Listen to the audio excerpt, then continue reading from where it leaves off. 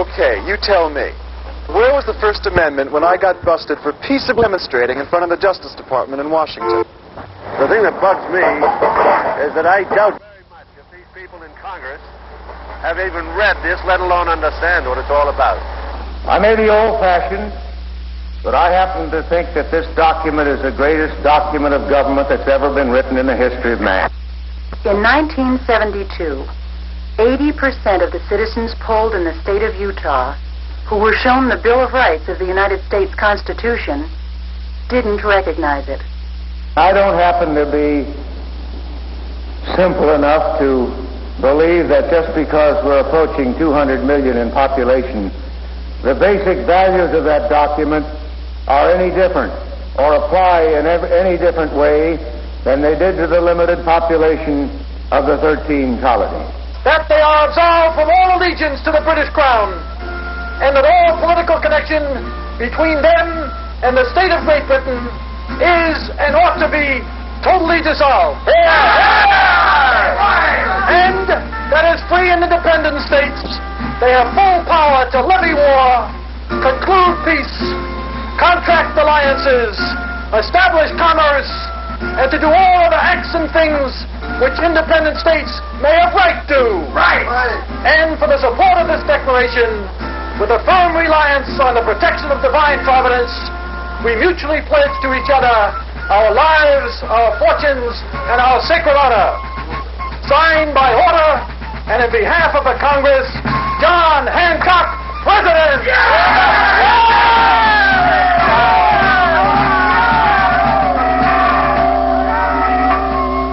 In 1776, the Founding Fathers had issued their ringing Declaration of Independence.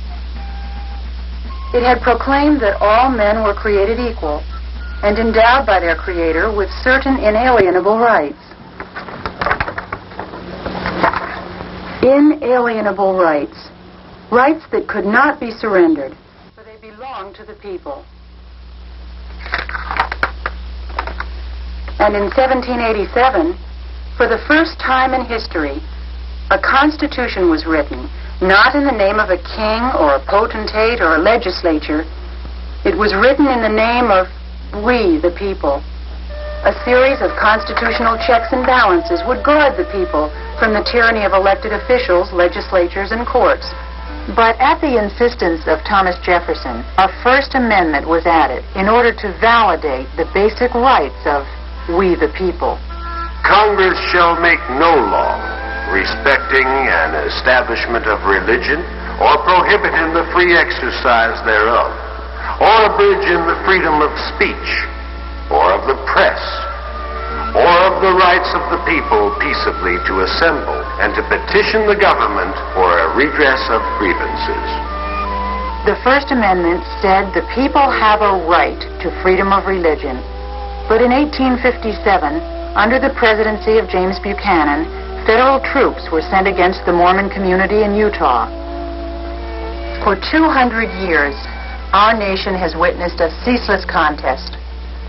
The struggle has been between those who disagree with government policy and the elected officials of we, the people. Presidents and their appointees have often abridged the guaranteed constitutional rights of those who have politically opposed them. Invariably, they have justified their repressive actions by citing the needs of national security. Recognizing this, President Lincoln said in his first inaugural address, The revolutionary right to dismember or overthrow the government, whenever the people shall grow weary of it, is a sacred right, which we hope and believe is to liberate the world. Here at the United States Supreme Court, great justices have differed about the delicate balance that exists between freedom and security in a democratic society. There are absolutes in our Bill of Rights. They were put there on purpose by men who knew what words meant and meant their prohibition to be absolute. What it says is, Congress shall make no law. We should be eternally eternally vigilant against attempts to check the expression of opinions that we loathe, unless the opinions so imminently threaten immediate interference with the lawful and pressing purposes of the law that an immediate check is required to save the country. An immediate check to save the country has often meant the exercise of governmental power to suppress criticism by those out of power. Prior to the Revolution in 1776, royal authority had believed that government in the American colonies could not survive criticism. Critical editors were jailed. After the Revolution, the press was free of the royal censor, but not free of censorship. In 1798, the Federalist Party of President John Adams passed the Alien and Sedition Acts in order to destroy the Republican Party of Thomas Jefferson. Criticism of the Adams administration was forbidden. Journalists sympathetic to Jefferson were jailed for sedition. Jefferson attacked this repudiation of the First Amendment. Were it left to me to decide whether we should have a government without newspapers or newspapers without government, I should not hesitate a moment to choose the latter. But until 1816, federal courts continued to prosecute opinions they considered to be unhealthy. In a raw, new country, the editor who dared to speak out against the conventional wisdom was often viciously attacked and his newspaper wrecked. But the power of mobs is feeble compared to the power of the American presidency. Andrew Jackson seized abolitionist papers that he feared would inflame the South. President Lincoln seized newspapers during the Civil War that expressed opinions sympathetic to the South. President McKinley prosecuted radical newspapers that he considered were advocating sedition. President Wilson revoked the mailing privileges of newspapers that charged his administration with being a tool of Wall Street or attacked the draft. The people have a right to freedom of the press. After World War I, fear that the Marxist revolution in Russia might come to these shores created a climate of fear. Wilson's Attorney General Palmer led a series of raids on suspected subversives. 5,000 American citizens were arrested, though no subversive plot to overthrow the United States government was uncovered. Some states formed special commissions to prosecute radicals in their publications. Despite the First Amendment, it would not be until 1927 that the Supreme Court would rule that states, too, were bound not to abridge freedom of speech. During the decades of the 30s and 40s, freedom of speech, press, and assembly disappeared from most of Europe and a great part of Asia. In communist Russia, criticism of the government was a punishable crime. Italian fascism, German Nazism, and Japanese militarism were on a deadly march of conquest. In the United States, a great debate raged. On the political right were men like Charles Lindbergh and organizations like the America First Committee. They sought an isolationist fortress America. On the political left were men like those of the Abraham Lincoln Brigade, who had fought in Spain to stop fascism. Too often, the debate was reduced to violence. Neo-fascist groups like the Silver Shirts and the Ku Klux Klan terrorized the meetings of blacks, Catholics, and Jews. When dissenting Americans attempted to disrupt a fascist meeting of the German-American Bund in New York City, they were severely beaten by the Nazi guards. The savagery of fascism was demonstrated by the beatings, but the disruption of the meeting by the self-styled patriots was a repudiation of the First Amendment. Freedom of assembly must extend even to those whose ideas are hateful. The rights of working men and women, too, were often violated. Laborers who were seeking to unionize industrial plants were sometimes attacked by private police and hired strikebreakers.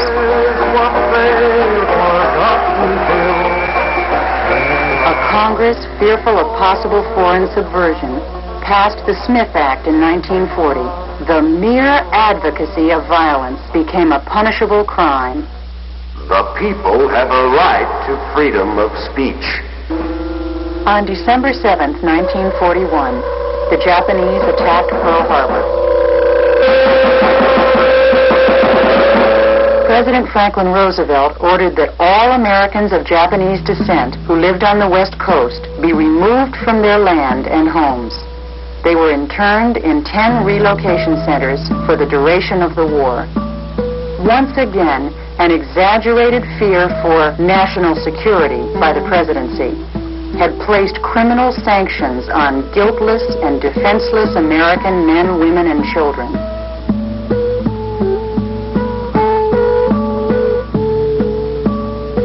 The atomic bombing by America of Hiroshima signaled the end of the hot war and the birth of the Cold War. American fear of a powerful, expanding Russia was matched by Russian fear of an American nuclear arsenal. In 1947, President Truman called for a loyalty investigation of every citizen who worked for the executive branch of the United States government. Fear of subversion brought a sustained attack on citizens whom the Senate Internal Security Committee and the House Un-American Activities Committee considered soft on communism. Well, you know, back in the 50s, during the Korean War, Congress passed a bill called the Mccarran Act. Now, that Mccarran Act gave the Congress, gave the Attorney General, the power to decide who was and who was not a subversive group. Anti-communist, pro-communist, pinko, whatever you want. Well, some of our guys were opposed to our being in Korea at all, and they said so, as they had every right to say so, just as many of our American people were opposed to our being in Vietnam. And what happens?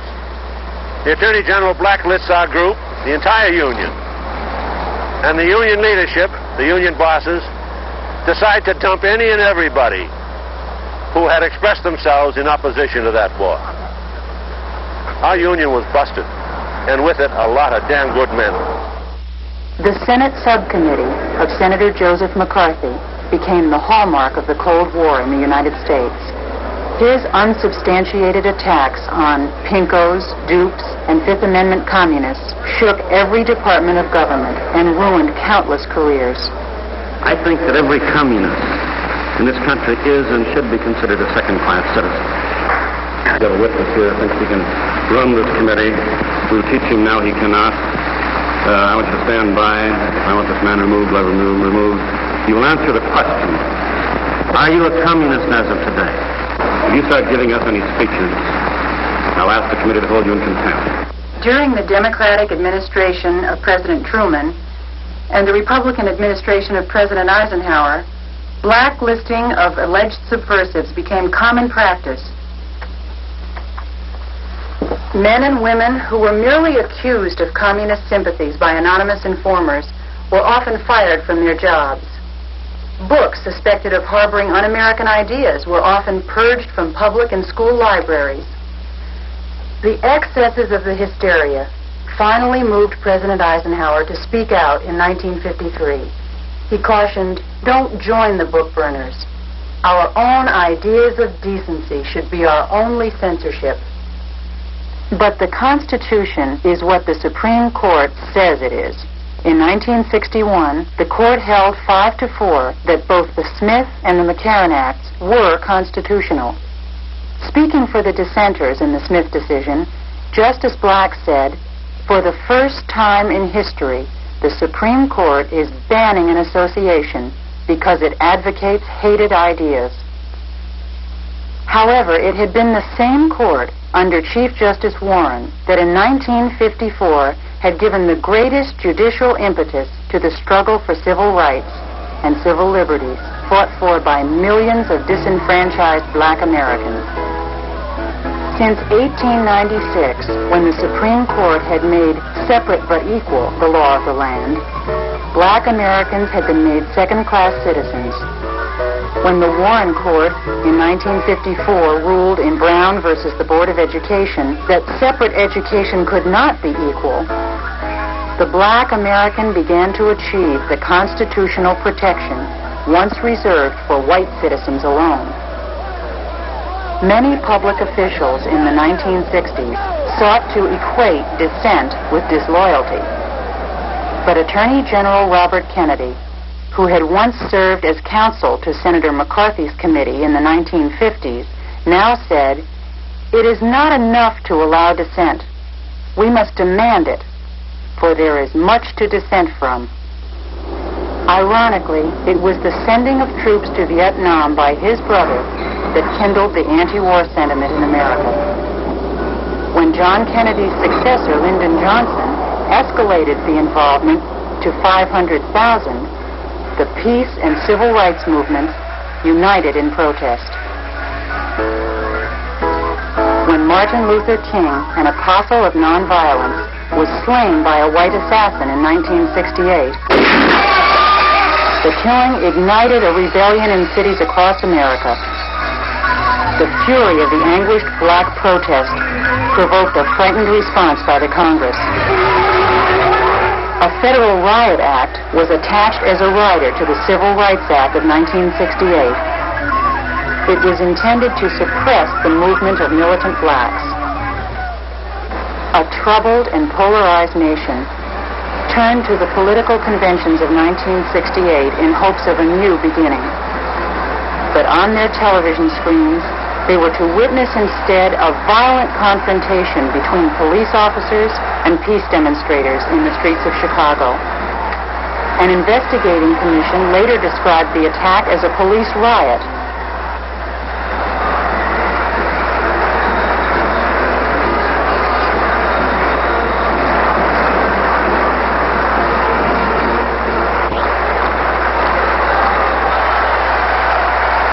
As the cries of the injured and the fumes of the riot gas disrupted the Democratic convention, a shaken Senator Ribicoff took the podium. He addressed his remarks to the delegate from Illinois, Democratic Mayor Richard Daley of Chicago. George McGovern is President of the United States. We wouldn't have to have Gestapo tactics in the streets of Chicago.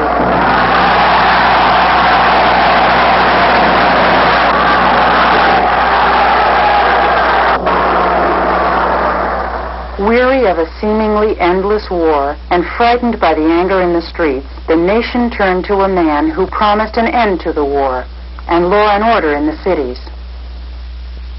We cannot learn from one another until we stop shouting at one another, until we speak quietly enough so that our words can be heard as well as our voices.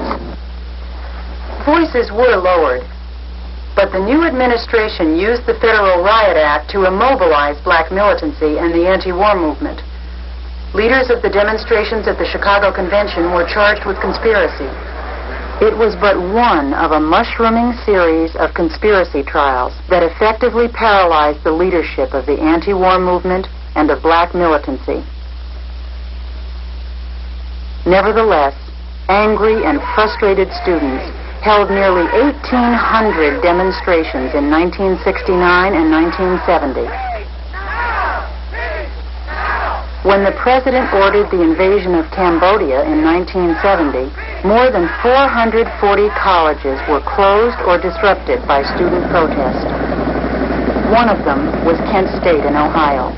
A Saturday night of violence in which the ROTC building was burned was followed on Monday by a peaceful protest as students assembled in the center of campus. During the demonstration, soldiers of the Ohio National Guard opened fire on the unarmed students. As the students fled, 9 fell wounded. Allison Krauss, Jeffrey Miller, Sandra Lee Scheuer, and William Schroeder were shot to death. The tragedy provoked a presidential investigation. The shootings were found to be unnecessary, unwarranted, and inexcusable. Nevertheless, Attorney General Mitchell refused to order a grand jury to investigate the killings. In a matter of weeks, 2 more unarmed students were to be slain as Mississippi Highway patrolmen opened fire on protesting students at Jackson State. Once again, the United States Justice Department sought no indictment of the killers. The people have a right to peaceably assemble. Since the Anti-Riot Act was passed in 1968, the government has legally wiretapped over 1 million conversations. But from 1969, the government has admitted in conspiracy trials that it has illegally wiretapped other conversations without court orders. Attorney General Mitchell asserted that this unauthorized wiretapping was lawful, within the power of the president, and was mandated by the demands of American security. Listen, a bunch of us went down to Washington on May 3rd in '71 to petition the government to stop the war. Now, that's our constitutional right. Hell, it was our obligation. Well, anyway, the first day they busted 7,000 of us. The second day they sent to jail another 3,800, and the third day another 1,500. Some of us stayed there for as much as 60 hours. A judge who saw the whole thing said it was a legal gathering.